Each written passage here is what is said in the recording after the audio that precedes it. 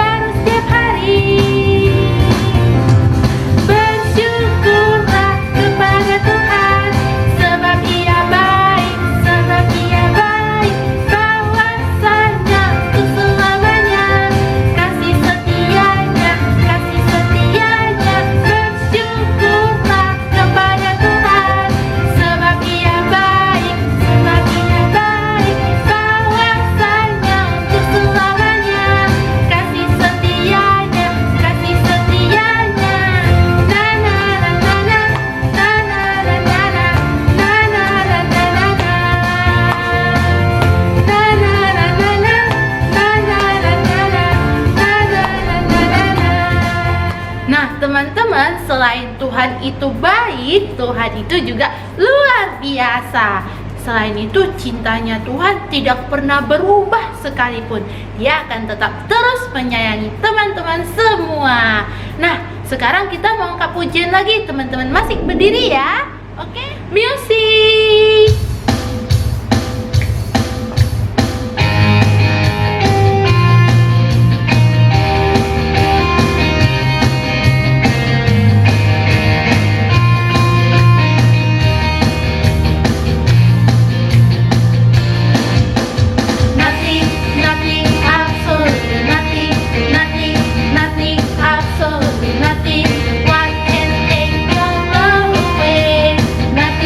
Nothing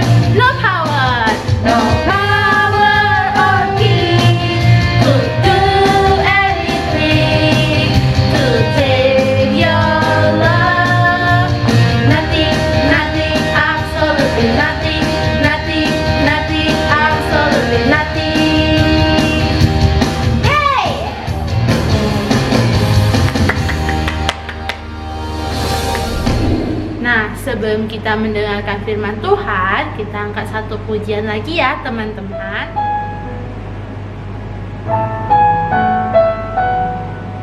Boleh sambil sikapnya berdoa. Terima kasih Tuhan. Terima kasih Tuhan untuk kasih setiamu yang ku alami dalam hidupku.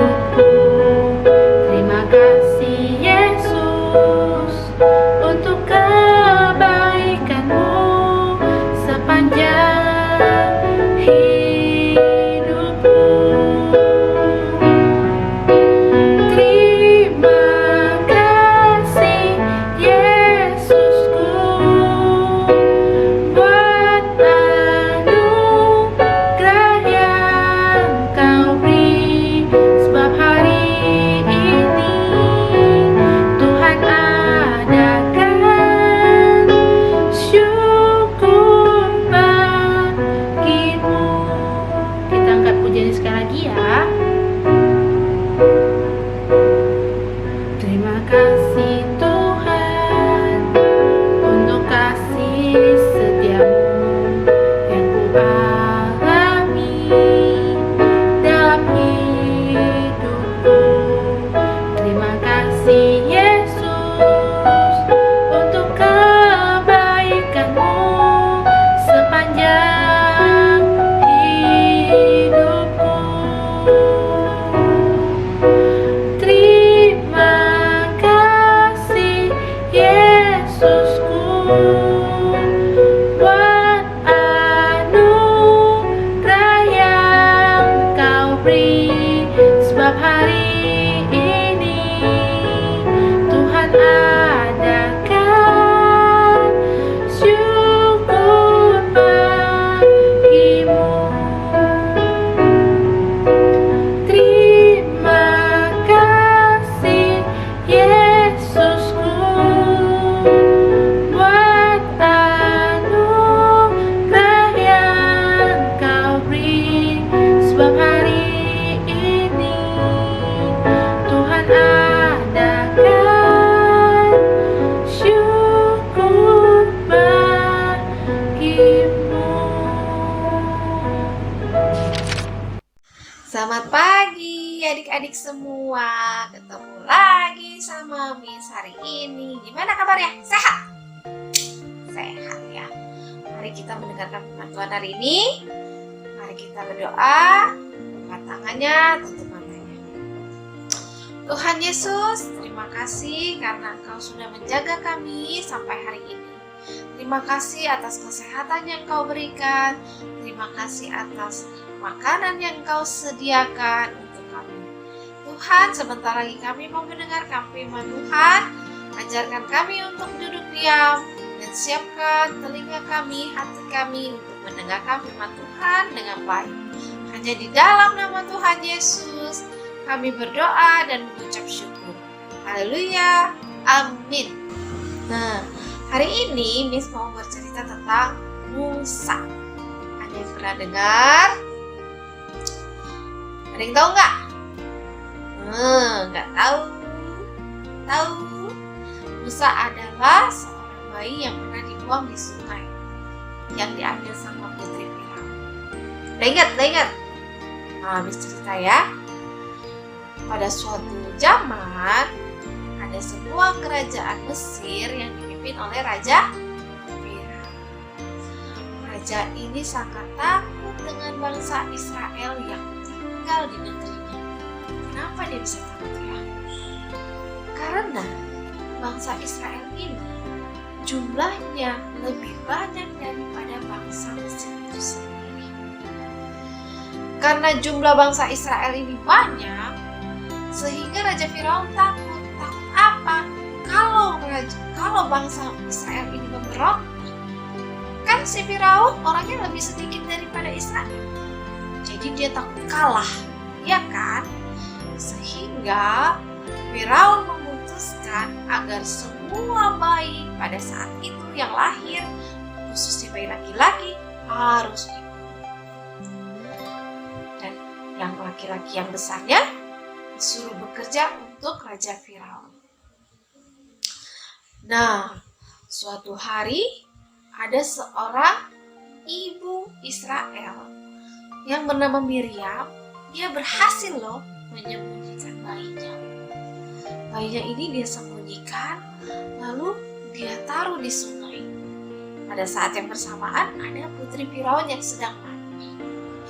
Bayi ini siapa? Nah, bayi inilah Musa.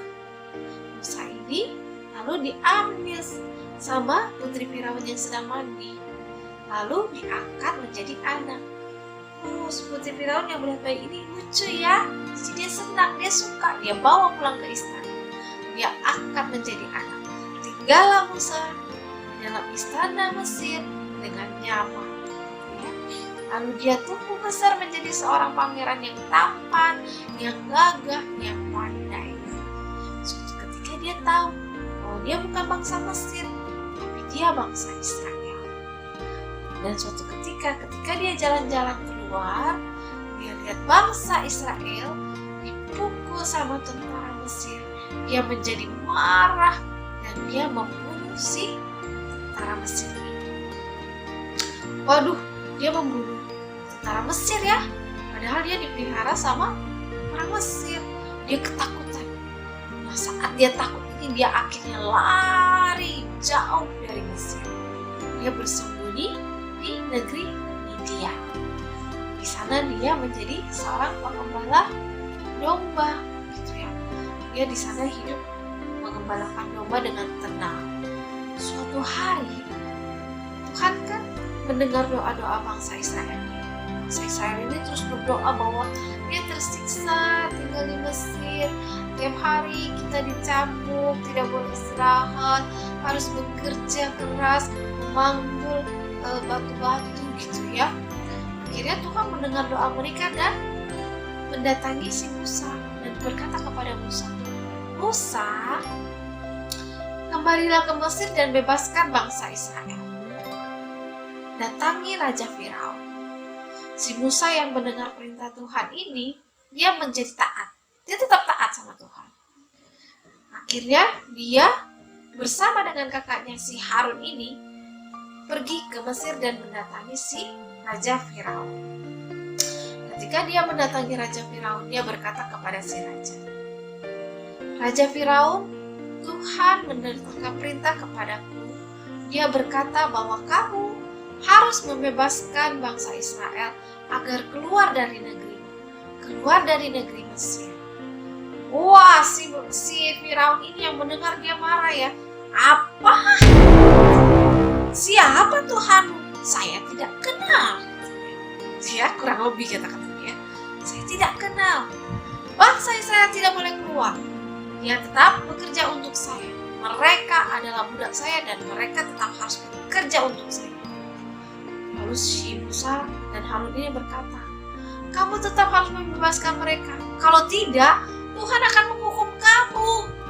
Tuhan akan menghukum engkau. Karena Tuhan memerintahkan agar mereka bebas. Hahaha, si Firaun langsung ketawa ya. Apa? Tidak akan. Aku tidak akan membebaskan bangsa Israel. Aku akan memberikan mereka pekerjaan yang lebih berat lagi. Lalu, karena si Firaun ini tidak percaya dan dia tetap memberikan bangsa Israel pekerjaan yang lebih hebat lagi. Mereka tidak boleh istirahat. Mereka tetap bekerja lebih panjang dari hari-hari sebelumnya. Pekerjaan yang diberikan Firaun lebih berat. Akhirnya Tuhan melihat bahwa Firaun tidak akan membebaskan bangsa Israel menjadi murka. Dan dia memberikan hukuman kepada bangsa Mesir ini, kepada Raja Firaun. Ingat gak hukumannya apa? Tuhan akhirnya memberikan 10 tulah kepada bangsa Mesir. Yang pertama apa? Air menjadi darah. Yang kedua, Tuhan mengirim katak. Yang ketiga, Tuhan mengirimkan nyamuk. Keempat, lalat pikat. Yang kelima, penyakit sampar pada ternak. Yang keenam, membara. Ketujuh, hujan es. Yang kedelapan, belalang. 9 gelap gelita, dan 10 anak sulung mati. Jadi semua anak sulung bangsa Mesir meninggal. Ini ada ya, nanti ceritanya tersendiri di kesempatan yang lain. Tapi di sini akhirnya Tuhan memberikan 10 tulah kepada bangsa Mesir. Karena si Raja Firaun tidak mau membebaskan bangsa Israel. Ketika tulah yang ke-10 diberikan, si anak sulung dari si Raja Mesir ini, si anak sulung dari Firaun ini meninggal. Akhirnya si Firaun luluh. Dan dia memanggil Musa. Dia berkata bahwa pergilah kamu bersama dengan bangsa-bangsamu. Pergilah. Dia akhirnya membiarkan si Musa dan bangsa-bangsa dari Israel ini pergi mengikuti Musa. Wah, akhirnya bangsa Israel ini senang ya. Lalu Tuhan memerintahkan bahwa bangsa Mesir harus memberikan keperluan kepada bangsa Israel. Apa aja keperluan bangsa Israel? Keperluannya Mesir memberikan apa? Musa memberikan makanan kepada bangsa Israel, memberikan pakaian, memberikan minuman, emas, perak, dan kebutuhan yang lainnya selama untuk perjalanan si bangsa Israel. Si bangsa Mesir akhirnya menyerah dan membiarkan bangsa Israel keluar dari tanah Mesir beserta dengan perbekalan. Wah, bangsa Israel ini yang dipimpin si Musa dan Harun keluar dari tanah Mesir dengan bersorak-sorai, bernyanyi-nyanyi sambil memuji Tuhan. Itulah cerita kita hari ini. Dari sini kita mendapat hikmah. Kalau kita tetap berdoa, Tuhan akan mendengarkan. Tidak berdoa pun Tuhan memperhatikan bangsa-bangsanya. Tuhan memperhatikan bangsa Israel, ya kan? Tuhan menolong bangsa Israel. Ketika bangsa Israel berdoa, Tuhan mengabulkan doanya. Jadi, apalagi kita anak-anak Tuhan ya, kita juga pasti akan diperhatikan oleh Tuhan. Kita juga pasti akan ditolong oleh Tuhan di saat kita susah. Saat kita berdoa, Tuhan pun akan menjawab doa kita. Tapi ada 3 cara jawaban Tuhan, ya kan? Tidak sekarang, itu bukan yang terbaik, nanti aku berikan lagi yang lain yang lebih baik. Atau, oh iya, sudah waktunya dan aku akan mengabulkan doamu. Jadi, kalau doanya belum dijawab, bukan Tuhan tidak menolong ya, tapi Tuhan akan memberikan yang terbaik tepat pada waktunya. Kita sebagai anak Tuhan cukup percaya dan taat. Hanya itu aja tugas kita. Kita percaya bahwa Tuhan akan menolong kita. Kita taat dengan apa yang Tuhan katakan. Nah, itu aja tugas kita 2 ya. Jadi jangan kalau ada yang bilang A, B, C, D, oh yang aneh-aneh, oh ada setan, bisikan iblis bilang, itu karena Tuhan tidak sayang. Bukan ya, kan doa tidak jawab karena belum waktunya. Tugas kita taat dan percaya, itu aja. Oke? Kita masuk ke dalam ayat hafalan kita, yaitu Keluaran 33 ayat 14. Yang bunyinya, aku sendiri hendak membimbing engkau. Sekali lagi ya. Aku sendiri hendak membimbing engkau. Oke? Cerita firman Tuhan sampai di sini, mari kita berdoa. Tuhan Yesus, terima kasih atas pengajaran-Mu hari ini, di mana kami diajarkan untuk taat dan percaya. Karena dengan percaya dan taat, kami percaya bahwa Engkau akan menolong kami di setiap saat tepat pada waktunya. Tuhan, biarlah kami juga mau berdoa untuk situasi dunia di mana corona ini belum berakhir ya Tuhan.